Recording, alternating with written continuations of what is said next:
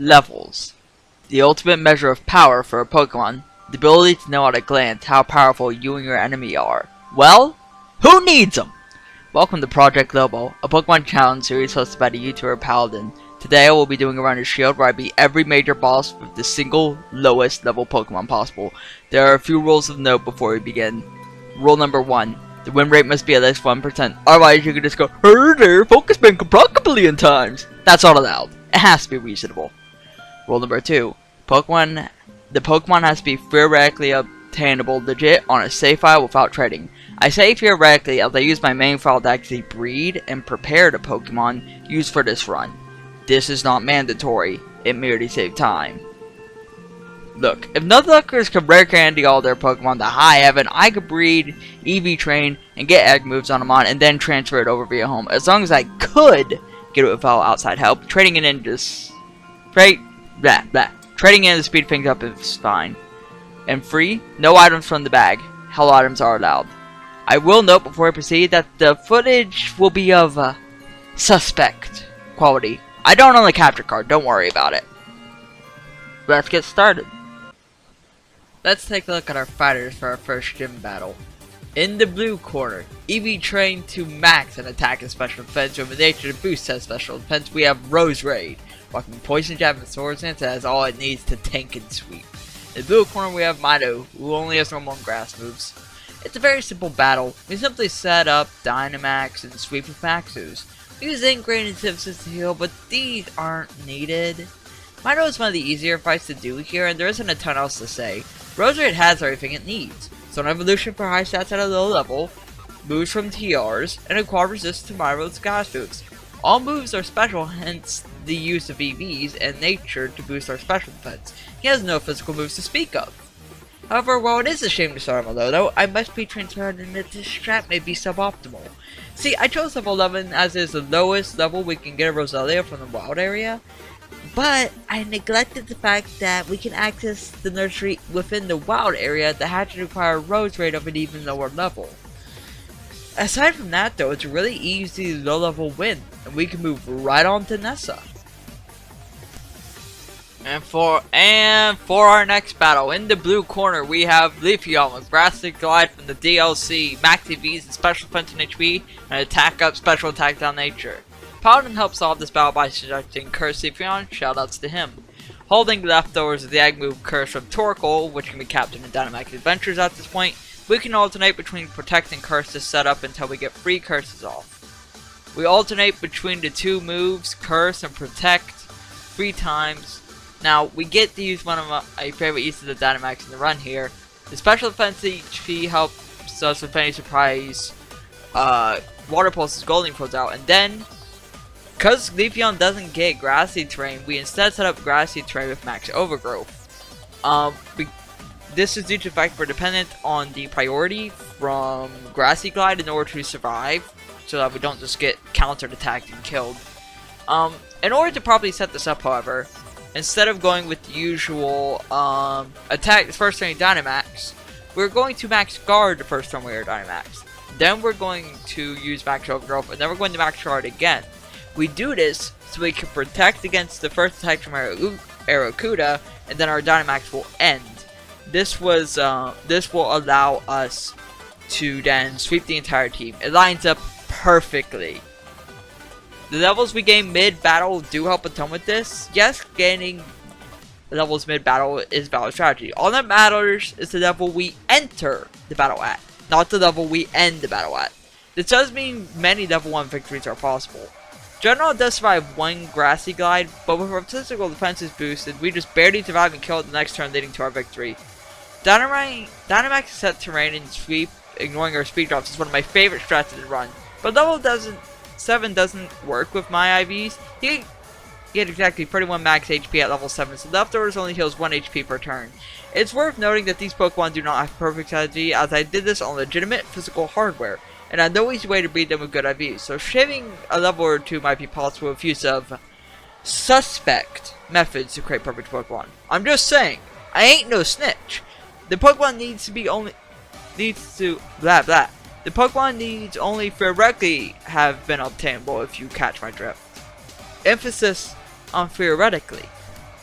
Now remember those level 1 spams I mentioned? We're doing one with Kabu. In the blue corner, rocking a meager level 1 fresh from the egg, we have a Litwick with the ability of Flash Fire, a moveset of Small, Substitute, Calm Mind, and Shadow Ball, and EVs with max special attack and defense. In the red corner, hailing from Hoenn, we have the respected Kabu who clearly didn't know what he was doing. I would like to shout out the user Neo Bones for helping solve this moveset. I could not have fully solved this without their assistance. They helped me select the moves for Litwick, suggesting the use of Smog, for example, and a Calm Mind sweep. So fun fact, you can get Litwick in Kabu's gym, which means yes, he plays a Pokemon that can sweep him from level 1 in his own gym. Here's the deal. We set up on Ninetales, which thanks to Flash Fire and knowing only normal and fire moves, cannot hurt Litwick in any way. When our stats are maxed, we set up a substitute to help us survive Arcanine's bite. We gain all the levels we need from killing Ninetales itself, so we're good to go as soon as it goes down. In order to defeat Ninetales, we poison it with Smog, and the levels we need come from defeating it. We will be seeing a lot of Ninetales. Stone Evolutions are great for Lowball due to high base stat totals and the ability to rear their moves at level 1 in Generation 8, leaving them very well equipped at very low levels. Ninetales in particular is one we'll be seeing quite often. Anyways, Arcanine survives Shadow Ball and our sub goes down, forcing us to Dynamax to survive the second bite. Usually Dynamax is just a means to survive some difficult attacks in most battles. Anyways, from there, Sense Scorch can do nothing to us and we win just as our Dynamax ends. Which means we head right into our first version exclusive trainer, Alistair. Alistair is met with from the blue corner, hailing from way back in Kanto, coming in at a whopping level 11 with max EVs in defense, HP, and the last 4 EVs in attack, a nature that boosts attacks without cutting defense, and leftovers as a held item, including a moveset of Curse, Crunch, Protect, and Dark Hilarious. We have Snorlax. In the red corner, we have Alistair, the masked ghost gym leader. We open with setting up curses on your mask. We need to be level 11 because otherwise our max HP drops to only giving us 3 HP per turn instead of 4, which isn't quite enough. When we finish setting up our curses, avoiding having curse disabled because that can lead to us being worn down and losing, we defeat your mask and gain a few levels. Next out is his Mimikyu, which is very dangerous due to its ability to set up with phone calls. To counter this, we learn Yawn after beating your mask. We do not protect turn 1 against Mimikyu. Instead, we crunch and bake its disguise out of the gate. We then use Yawn to make it drowsy and protect as it falls asleep. From there, we hope it doesn't wake up too quickly and defeat it with Crunch. Cursula is fairly dangerous due to its ability to apply Curse, but we get a lot of levels from Mimikyu, which allows us to Dynamax as the damage from Curse does not scale with the increased HP from Dynamax. Gengar can hit pretty hard with maxes, but a single Mark's Darkness wins us the battle. Next up is Opal, who is also swept by a setup user. This one is the new and evolved. But before we go to Opal, I'm going to go off script for a moment for a little bit of behind the scenes information. I almost thought that a level 1 battle against Alistair would be possible because the only move it can use to damage a normal type with his opener Yamask is Brutal Swing, which can be blocked by Wide Guard, meaning any normal type that can learn Wide Guard could set up on Yamask for free. The issue is that there is one normal type of Generation 8 that learns Wide Guard. It is Regigigas. Obviously, this is not a viable option to acquire at level 1, so that dream is dead and buried. I chose Snorlax because of its high base stat total, great bulk, good attack, and ability to safely set up, along with the ability to handle Mimikyu via Yawn. So now, despite me going off script, we will actually be moving on to Opal. Before we head on to see Opal, I would like to take a moment to talk about this run. When I first started this run, I didn't know what I was doing. I just liked Lowball as a challenge and decided to do it myself because, I knew no one else was going to do the modern game for a while, and I saw a lot of potential to the very high early game Pokemon variety, allowing for a lot of interesting options. But this also means, again, I am kind of an idiot. That Mino solution is so optimal as it didn't account for there being a means of breeding for lower level road grade in the wild area. I get better and the run became more fun as it went on, and this is about where I get on a handle on it and started to really just get my Seedex as it were. There are a few things I learned over the course of the run. Fun little quirks you don't normally see. First of all, we have to leave the gym after the gym test. Sometimes you can leave of your own volition, but sometimes this is using on purpose to the gym leader, then returning with the Lowball Pokemon.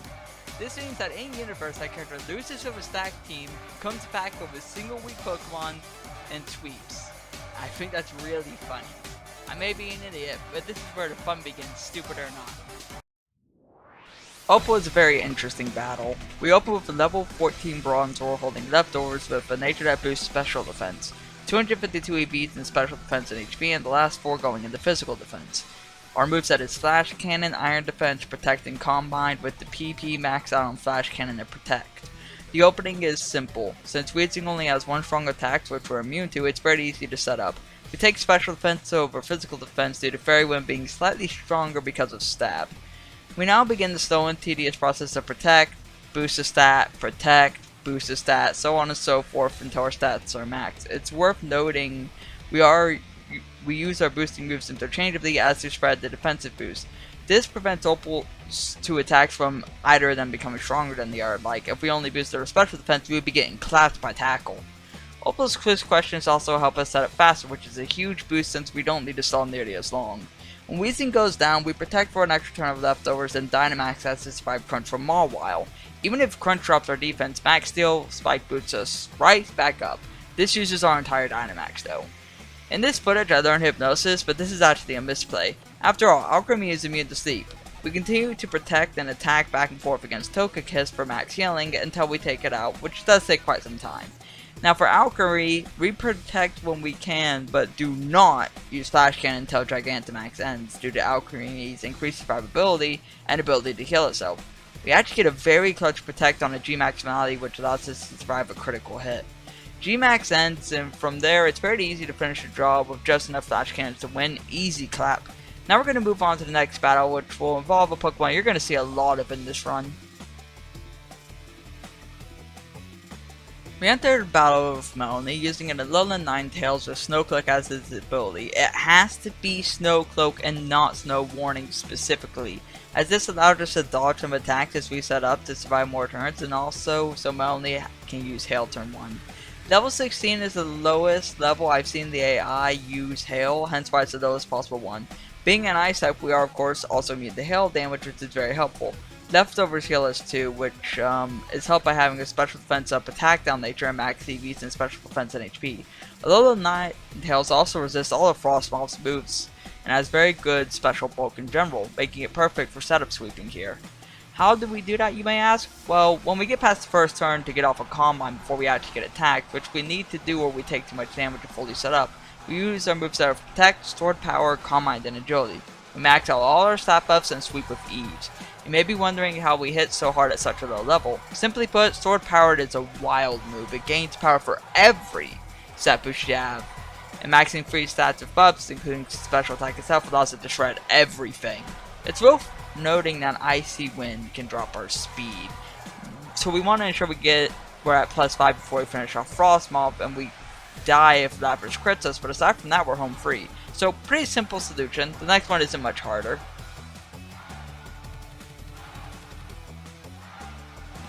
Here's a solved solution you're familiar with if you've seen some of Paladin's Lowball videos. Skarmory has very high stats at a very low level due to not needing to evolve. That plus Body Press makes it perfect for this battle. Maxing out on the Iron Defense makes Body Press hit super hard. Hold leftovers for more healing with Protect and Roost. Any nature that boosts defense without dropping special defense is fine, but EVs need to be maxed in HP and defense. With all that, we can set up on Scrafty. We need to have the ability Keen Eye to prevent the accuracy drops from Sand Attack, and Protect turn 1 to dodge Fake Out. We then need to max our defense, healing as needed until we're in a safe position to start battling Malabar. Malabar is kind of an issue, but not extremely so. It can crit us with Night Slash's boosted crit chance, but you can compensate by playing more aggressively to mitigate the risk. Obstagoon itself isn't dangerous, but rarely, if ever, does it use Obstagoon twice in a row. Make sure you only attack the turn after it uses Obstruct to avoid getting obstructed and our defense dropping. Make sure you have high health when you KO it. Starting the battle at level 21, we need to do so we are level 28 when we reach Skuntank. Any lower we get wrecked by Snarl. However, Skuntank sometimes wastes turn on Screech if we reach level 28. Not sure why, maybe the AI just needs to kill us too risky with the extra levels. No idea what's causing that, but point is it sometimes shifts allowing us to bait out Screech instead of just being killed by Snarl. We then, as long as we survive the damage from its ability Aftermath. Okay, that's enough warm up. Time for a real tough cookie. Raihan, the coolest gym leader in Galar, the only mandatory double bottle of real note in the game, and a massive pain. First up is our Sylveon, which will be level 28 with the ability Pixelate and a moveset of Calm Mind, Protect, Reflect, and Hyper Voice. We have a whole Pixie Plate in order to get extra damage from Hyper Voice, which is needed to take out Flygon in 2 hits. Any special attack of nature will do with max special attack EVs. Clefable is our other ally at level 35, with max EVs and defense and HP and a moveset of Follow Me, Moonlight, Cosmic Power, and Wish. A defense of nature that drops pretty much any stat but special defense will do just fine, and the ability Magic Guard to mitigate damage from Sandstorm and Sand's Tomb is needed along with holding leftovers. We protect the Sylveon turn 1 and have Clefable use Cosmic Power. This lets us get off 1 before Clefable starts taking hits by using Sylveon as bait. Turn 2 we use Follow Me and Sylveon uses Reflect to help Clefable survive. See, Clefable is only here to tank. It is meant to be an unbreakable wall, but the issues arise with the fact that Flygon knows Steel Wing, which is far too dangerous to set up on. Luckily, a level 28 Hyper Voice is just enough damage to 2-shot with that Pixie Plate. If you are ever uncertain, Protect to bait them into targeting Sylveon and have Clefable use Wish or Cosmic Power, whichever is needed.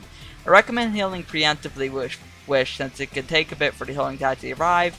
After the Sandstorm ends though, you can rely on Moonlight just fine. You have to wait for the Sandstorm though, because it makes Moonlight less powerful. It is worth noting that if Clefable's HP is low, they may target it anyways, which can cause problems. But things are fairly safe when you get past Flygon emitting crits, of course.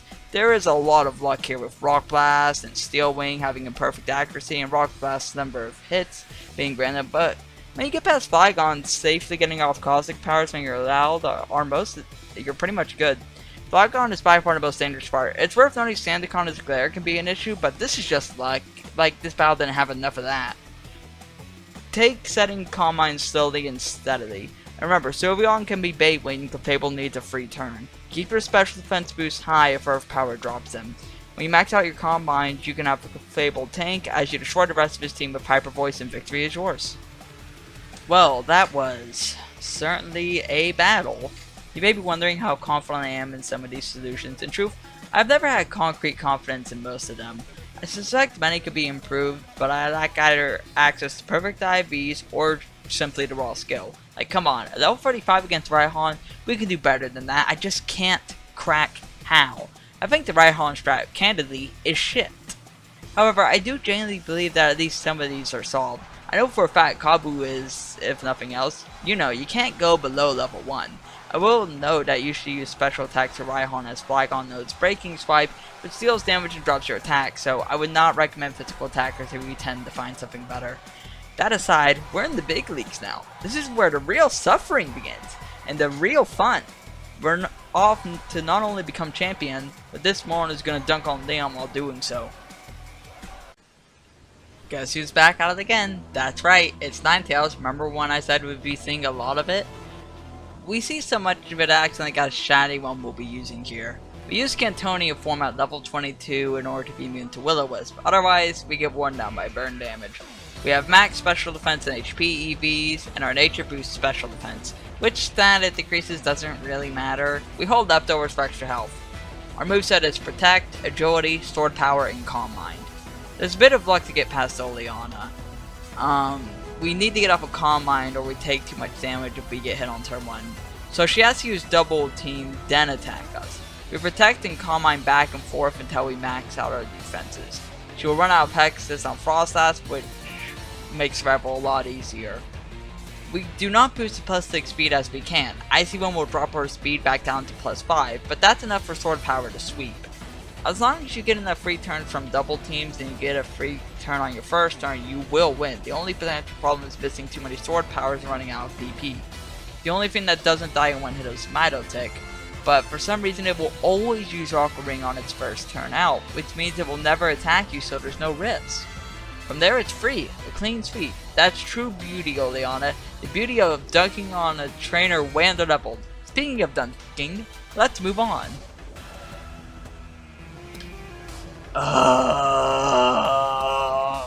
This battle, Christ, this one is so long and has so much RNG. Worse still, it's slow as can be, so winning takes forever, so attempts are so slow. Basically every battle from this point on has a 1 minute or longer walk up per attempt, which yeah, doesn't sound like much, but when you're resetting one turn in fairly often, it adds up fast. This whole section is Grady, dude. But we can still win this. A level 28 Quagsire with unaware is its ability.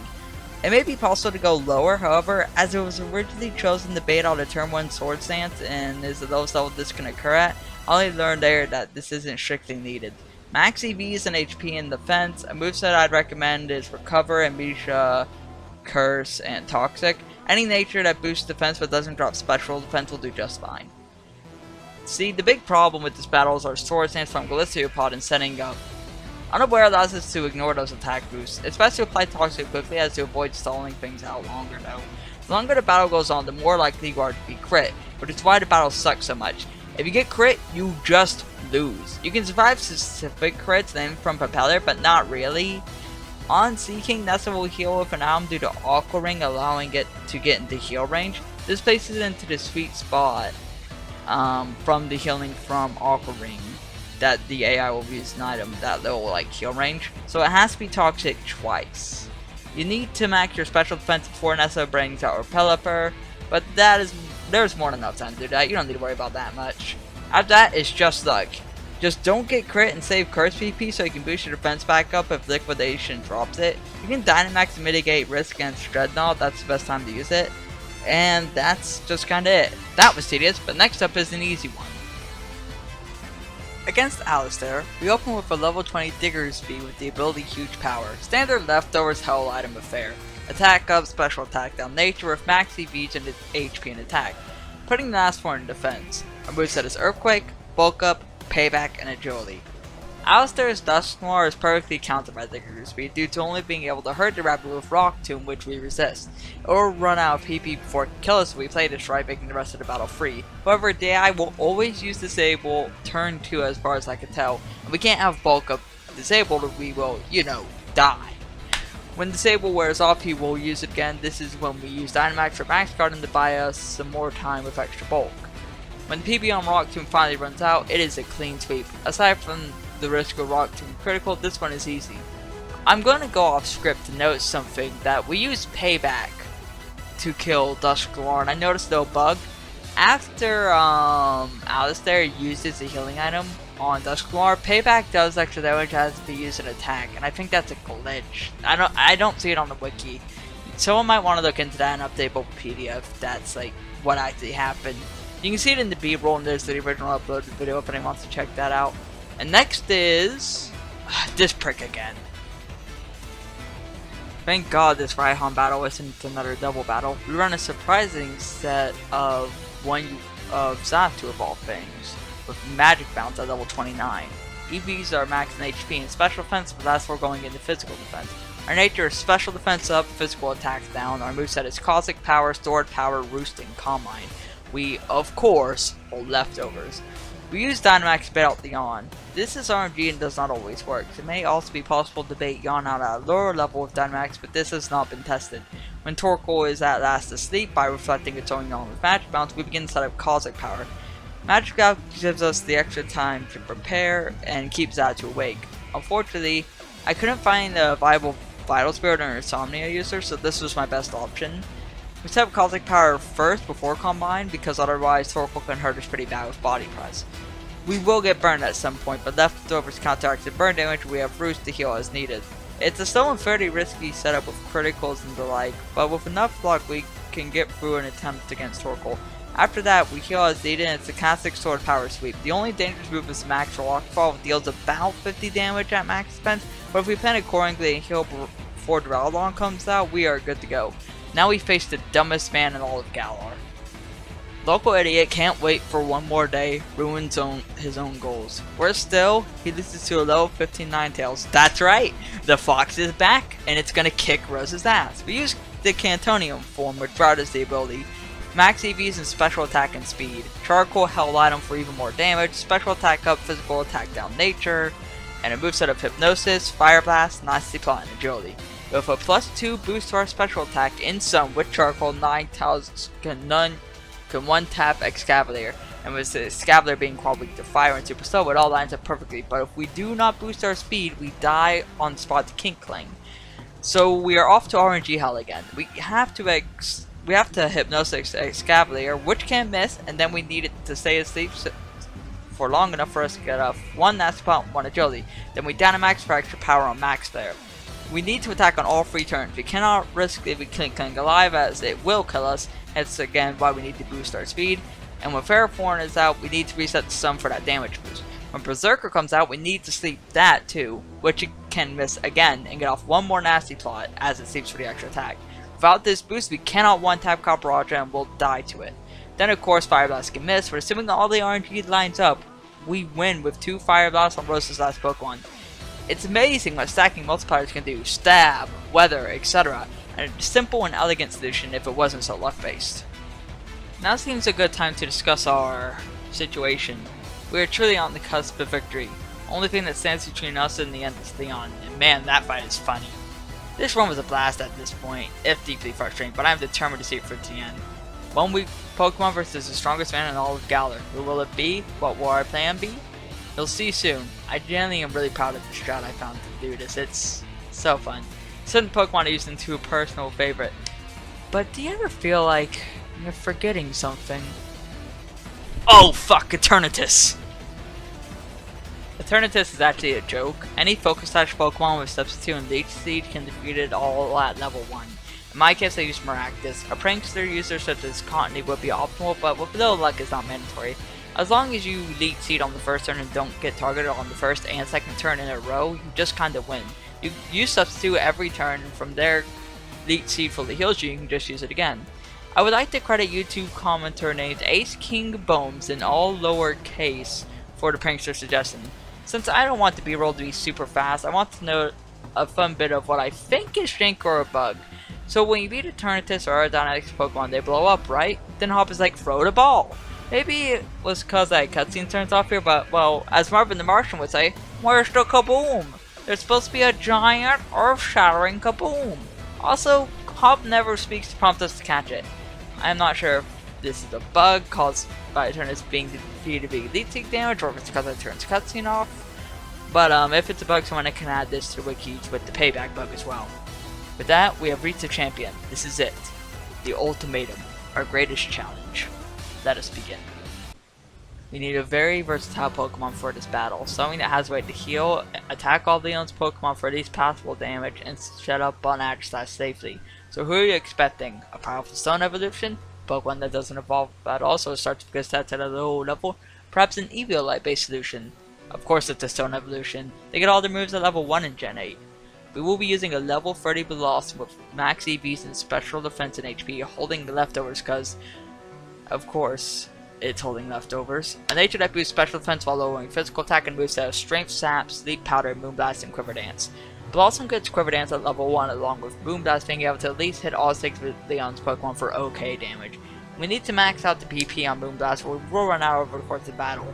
To begin, we need to fish for a free turn sleep off of Leon using King Shield turn 1. This allows us to use free Quiver Dances and outspeed on the first turn when Agislash will wake up. This means we can get off a Strength Staff before it wakes up to survive Sacred Sword. From there we can heal a Strength Staff to decrease its attack at the same time until we can safely put it back to save continue to set up to +6 with Quiver Dance. From there we sleep as much as possible, healing further as needed and attacking while it's asleep in sword form, whatever also in order to preserve Moonblast's PP. Normally a Leon heals here, but he just doesn't for some reason. This leads to a strat that is not what I used in my testing, but does work. We Dynamax on Haxorus to mitigate the risk of missing a lethal damage range, because if it survives, we lose. This also makes Dragon Pulse with Flamethrowers normally a huge risk, a non-issue. Mr. Ryan gets stuck trying to teeter dance, which fails due to the terrain set by Max Starfall, another benefit of this unorthodox plan that originally caught me off guard. Mr. Rhyme is otherwise not much of a threat, leading right into a Teleon. Unfortunately, this plan won't work on every version of Leon's team. Cinderace and Rillabooms are physical attackers and we are built for special defense, so they will require a new plan entirely. We can discuss that later, but for now, we need to handle Inteleon itself. It is not that dangerous with only special moves and merely decreasing our speed before it goes down. Flames fill the air, and a mighty roar echoes across all of Galar. A titanic beast of embers emerges into the arena. Charizard has arrived.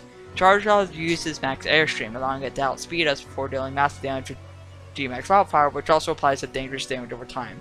Try to sleep it and heal a strength sap as needed, but Blossom battered and worn out. We miss. It is over.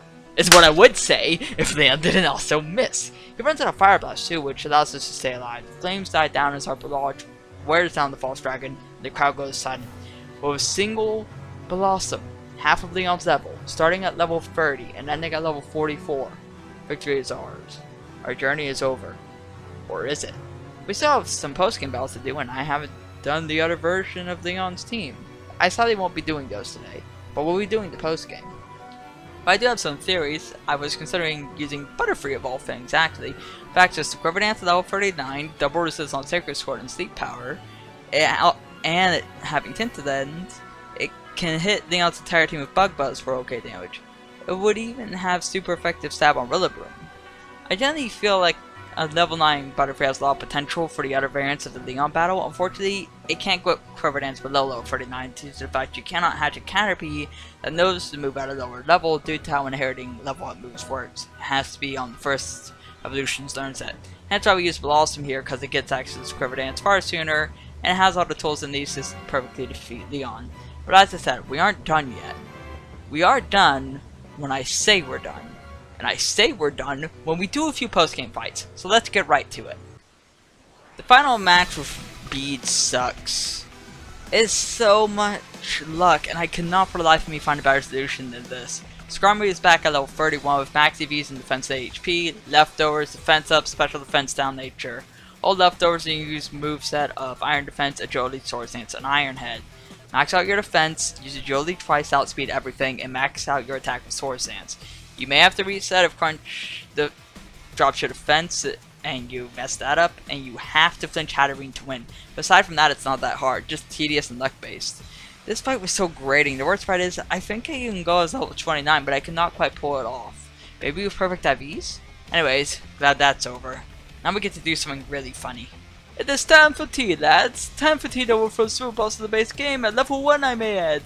At level 1 Polty guys remove set of Defense Curl, Will-O-Wisp, Stored Power, and Nasty Plot can sweep Pop's entire team. Weak Armor has to be the ability for reasons you will soon see. We need to hold Twisted Spoon as well for later. How else are you to have a nice cuppa? Max EVs and special attack and speed, and a special attack up, physical attack down nature. Okay, so here's the deal. First of all, have you ever looked at Polteguy's space stats? It has 134 base special attack. That's more than fucking Gengar. That's also our key to victory. The fact that we have such high stats at level 1 and can set up on Double. Double cannot hurt ghost types, like, at all. So by burning it, we can defeat it for free. After Double goes down, we level up a lot, allowing us to learn Protect over Nasty Plot, which we of course no longer need, as we max all buffs, so that we're ready when Double goes down. Swordax comes out next, and we have surprising bulk if we burn it. And we just so happen to outspeed it after defeating Double. What we need to do is not defeat Snorlax on the spot, but instead we let it attack us a few times in order to trigger Weak Armor, which boosts our speed by 2 stages while dropping our defense by 1. This is a net gain of 1 stat stage, and by extension, also is a net gain on power Sword Power. This sets up both our speed and our damage. We alternate between boosting our defense back up with Withdraw and Protect that Snorlax takes burn damage. Our defense gets dropped an extra stage by Crunch, but we manage to course correct this later by burning Corviknight, dealing that off an extra speed boost when we tank a hit from it for more power on Sword Power. Now, in order to defeat Zacian, we need Twisted Spoon, otherwise we rely on a crit, which technically possible, but really impractical. Yes, this means that the Sewer Boss Gen 8 space game can be swept with level 1 Pokemon with ease. I'm very confident this works on every variant of Hop's team across both versions as well. All starters should be one-shot, and Zamazenta doesn't resist Sword Power like Zacian does, so I don't see that being much of an issue either. Now, I do want to know I said base game there because, well, I mean, we still gotta do the DLC, right? I never like to hide my authentic stuff in my videos, so I'm gonna go off script right now. I said some things on videos about, like, some personal stuff that's, like, quite grim. I don't think I'm going to get into that here, not because I do not wish to be authentic, but because it's just not the vibe, you know? Like, if you want to hear about that, just watch the original Nessa video. But that aside, I will be the first to admit that as much as I love this challenge with Pokemon as a whole, I did not do every battle due to lack of skill, intelligence, or simply having had my fill of this challenge within Galar. This challenge has and continues to bring me immense joy and satisfaction. But in terms of our Galarian friends, I've hit my limit, both skill and how much more I want to do right now. I have what doctors are calling a skill issue. There's no known cure. Treatment might mitigate the symptoms. I was ready to move on by this point though, and there were months between the battles with Hop and the DLC. This is generally one of the most fun challenge runs of a game I've done, ever, but by now I was ready to move on. Besides, I knew I was nearing the limit of my skills to push this game any further. As such, some rematches I did not do, but maybe I will someday.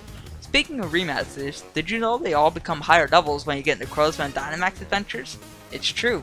Well, technically it's triggered by the Galarian Star Tournament, but in order to get that, you need to get into Crozman and Dynamax adventures. Which, fun fact, that's really luck-based. It took me their little days to trigger. There wasn't even any point to doing it, because I do one of the last rematches on my main save file anywho, so this is just a colossal waste of time. But it does let us do one very interesting fight. Personal favorite. The strongest trainer in all of Galar.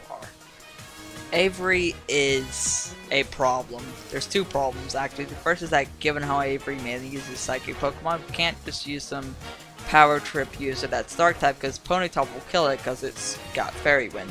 Which by the way is most Power Trip users. And we can't use a Sword Power user because as far as I know, granted I didn't look a ton at Sword Power, none of them can one hit kill Swoobat and then they all proceed to die.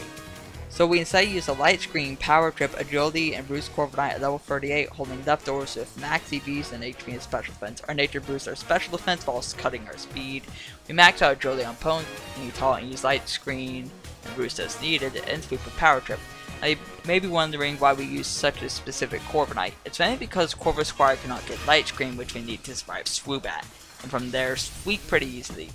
This solution frankly sucks. And I found this battle even more frustrating than the RNG hell that was Leon and Bede. I had so many solutions that just almost worked, but they all came to the same problem. That damn Swoobat. It has Oblivious. Our strategy from Nessa is biting us in the ass. It can ignore a buff, survive, and then immediately kill us. Maybe there's some solution involving Miracle Xatu to take Swoobat out and the rest is Sword Power, but if there is, I couldn't find it. Regardless, we power tripped the victory, and before we move on, I think we need to have a little talk. Mustard. Mustard has a legendary Pokemon in his team in Urshifu, a team of all flowing around level 80 with solid type coverage, and one powerful special attacking King Mo-O, so we can't just fully ignore our special defenses. What Pokemon could possibly handle such a stacked team? Well, I tried many things, Body Pressure Ringus being the closest one that came to victory, but I eventually found one option. I was trying to work with my sister and talking about it and I thought aloud, what am I supposed to use? Just use Toxapex? So we'll be using a Toxapex at level 45. Our EVs are max in HP and physical defense with the last 4 in special defense. Our moveset is Baneful Bunker, Stockpile, Recover, and Scald. Max PP up on Baneful Bunker and Recover is mandatory, and our nature boosts our defense while dropping our special attacks.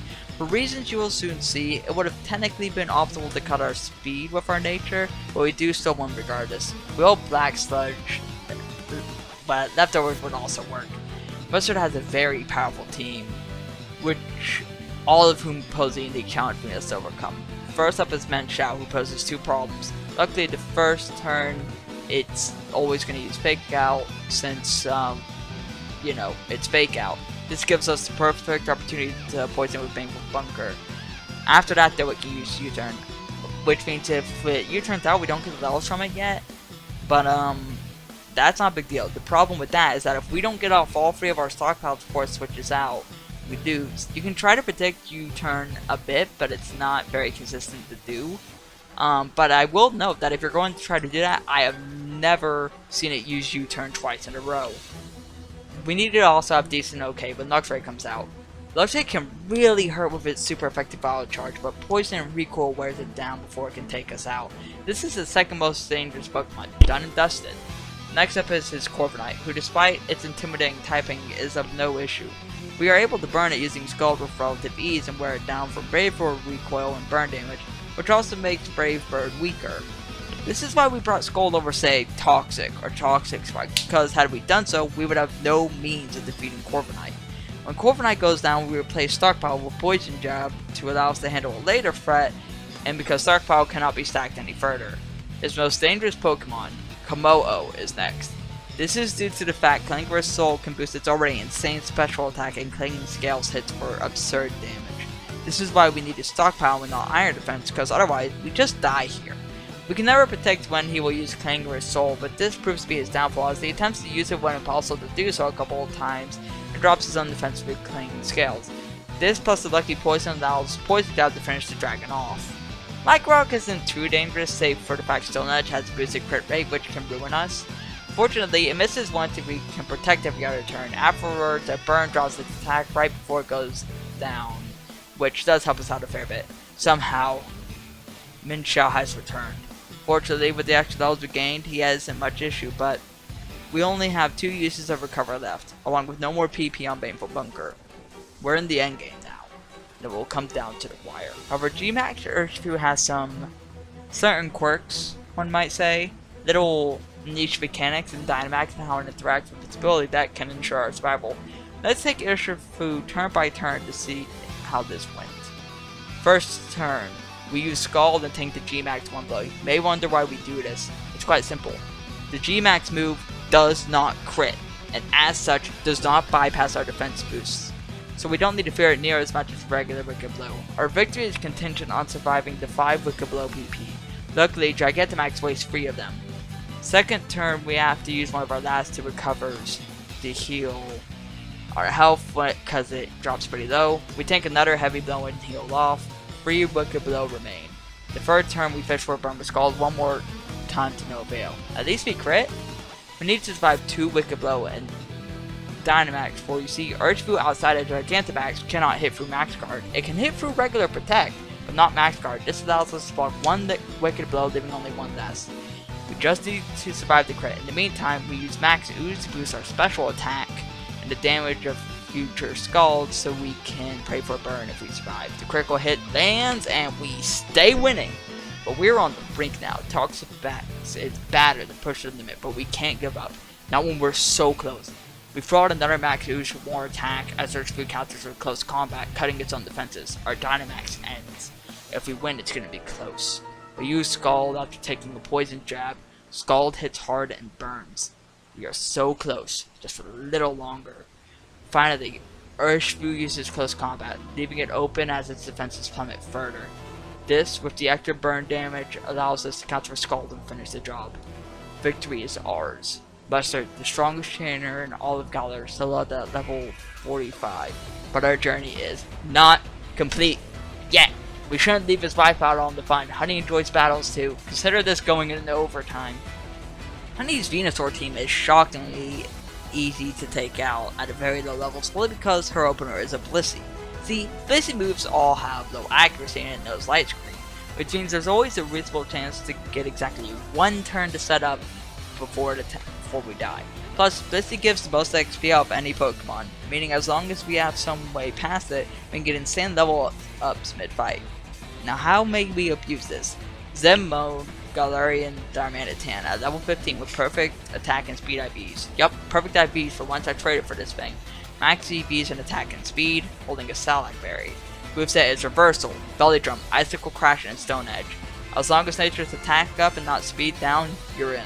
We open this battle with the exact amount of HP, so we have exactly 1 HP after using Belly Drum. This uses Light Screen. This triggers both Zen Mode and our Salac Berry. With this perfect set of factors, this is the lowest level we can both outspeed and one-tap Blissey in Zen Mode with a max power reversal after Belly Drum. We gain insane levels, but as we gain more levels, we run the risk of exiting Zen Mode and losing the stats it grants us from the HP gain. This, however, can be mitigated by taking out Salazzle, Darmanitan, and Togekiss with max Raw, followed to cause Sandstorm. This bypasses the low accuracy of Stone Edge and allows Sandstorm to keep our health below half. For Gallade and Venusaur, as long as you don't miss a Bicycle Crash, you win. With that, it is done. We have been in every battle I solved at the lowest possible level I could find. Now, you may have noticed something odd about that phrasing. I would like to thank you for visiting my channel, but before you go, I think I need to clarify something about this random video.